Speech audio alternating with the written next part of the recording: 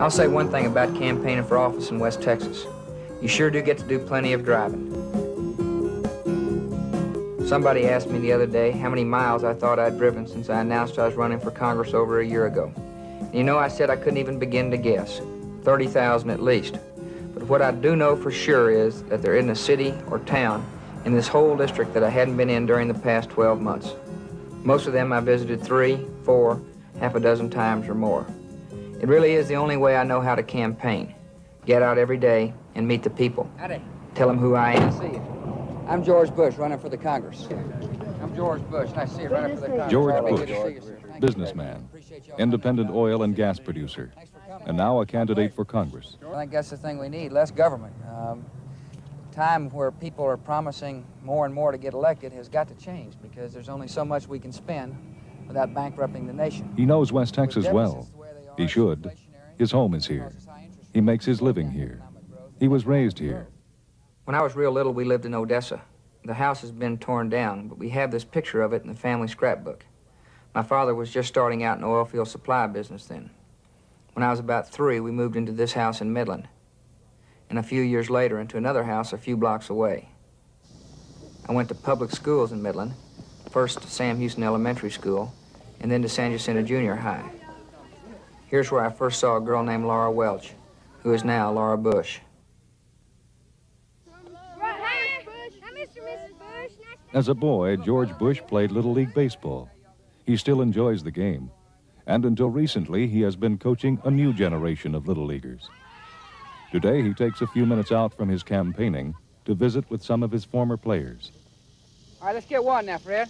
Coaching Little League Baseball is only one of the community activities Bush has been involved in. He also taught Sunday school, and he's chairman of this year's Cancer Crusade in Midland. Left field. See y'all later. Thank you, man. After he left San Jacinto Junior High, George Bush went away to school. He later attended Yale, then Harvard Business School.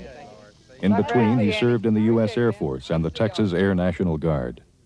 This picture shows young Lieutenant Bush by his jet fighter.